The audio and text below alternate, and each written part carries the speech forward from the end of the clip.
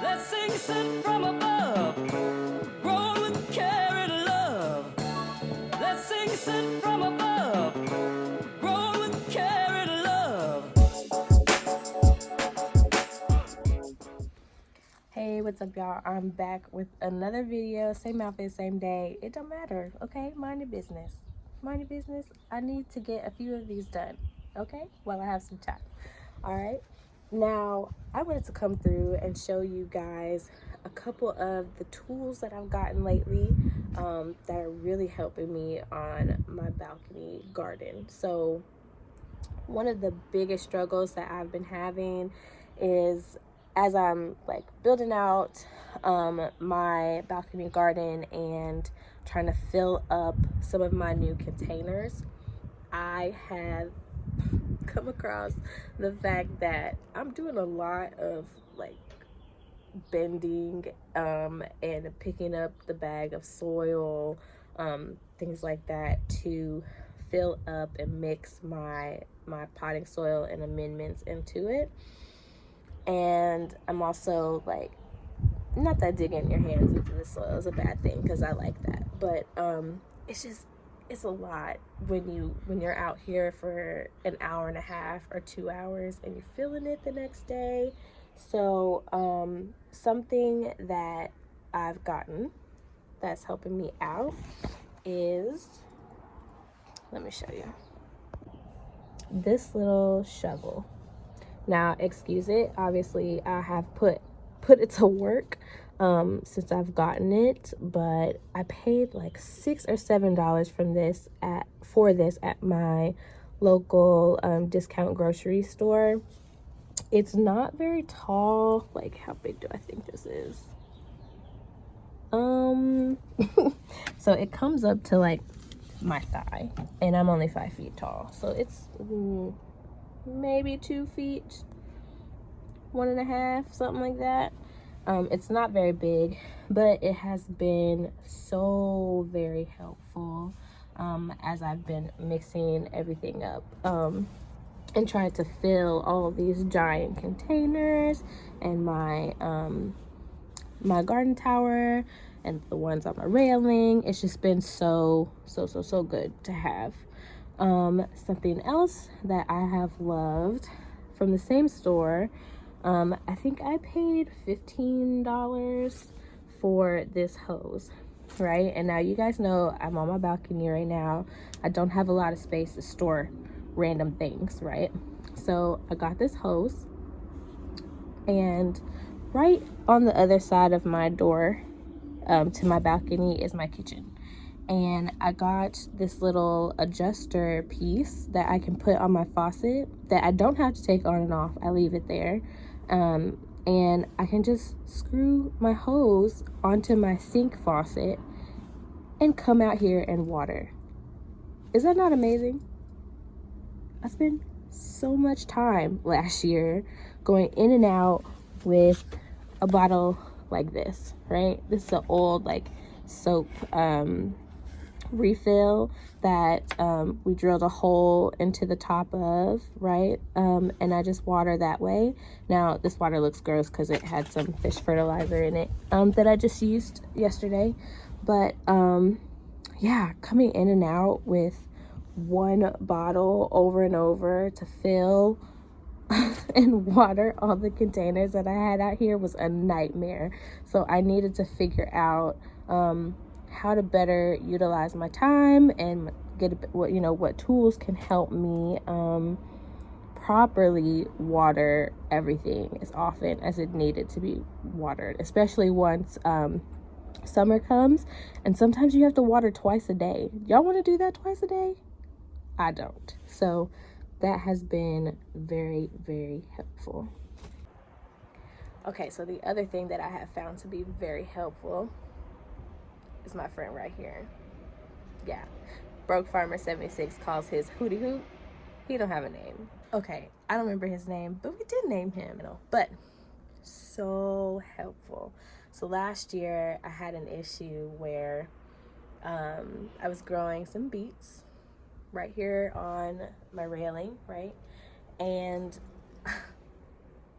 they were about yay high. They're pretty good size, right?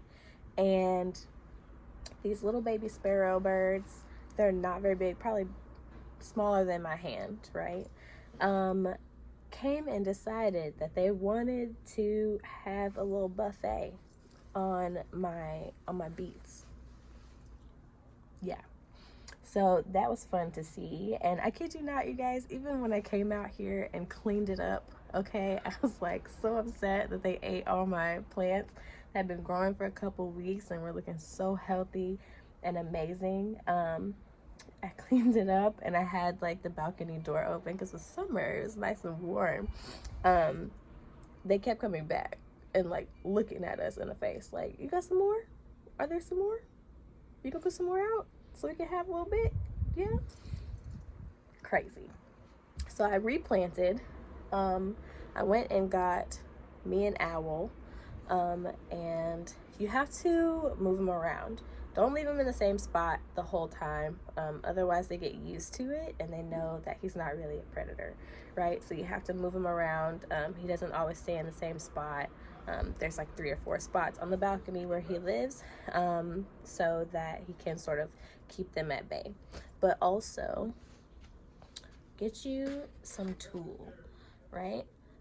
This is one that you'll see a lot of gardeners use, and it is like a mesh fabric. It's really thin. It doesn't cost much at all to get a little bit. Just go in your like Michael's. Some Walmarts have fabric. Go to Joann Fabrics, Hobby Lobby, any of those like crafting areas, right? Crafting stores or stores that have crafting areas, and get you a little bit of tool, right? Get you a yard or so, and it will really help you. You can cover up your plants. So like this container here has my radishes, it has some turnips, and it has my beets in it right now, right? So I have covered it up so that we don't have another run-in with our little sparrow friends, right? So they're there until they get big enough that they're not interested. And actually there's a way that I have them covered like this for now, but I also have these little like plastic straw type things that I bend and make like a tiny little hoop house basically, so they can get more mature before I uncover them for good. So that is another tool that is awesome to have, not only for an apartment gardener but for all gardeners. Something else that's really good to have, little stakes like this, right? And gardeners everywhere use things like this for multiple reasons, but the reason that it's really good for an apartment gardener, particularly ones who are growing on balconies and in very urban areas, is because of wind. Y'all, I thought I was about to get attacked by these crows. Whew. So the wind you have to be really careful because the wind will destroy your plants before any pest. Okay? Well, they will destroy your plant before any pest. So you have to be really careful. Now, if you have something that you are putting like on your railing or whatever, be sure that you stake it down, or it's going to be strong enough that the wind is not going to take it out. Now, I have had plants that were on the railing for a long time, and I came out one day after a really bad windstorm and it had almost uprooted that plant. Okay, so pay close attention to when you may have a windstorm coming or whatever. Just pay close attention to your plants. Make sure that you stake them up when you need to do so. All right, so I think that's it for this video. Thanks for coming through and hanging out with me. I hope that you learned something today, and if not, keep watching. Or hey, you can go hang out at another channel as well. There's so many people here to learn from. And you know, what you may not learn from one gardener, you'll definitely learn from another. So if you like this video, please don't be shy. Hit the thumbs up button, subscribe, come back, recommend it to your friends who really want to grow or really want to garden and they're not sure how, or how they can make that possible in their small space. Okay? All right. I thank you guys so much again for coming by and growing with me, and I'll see you on the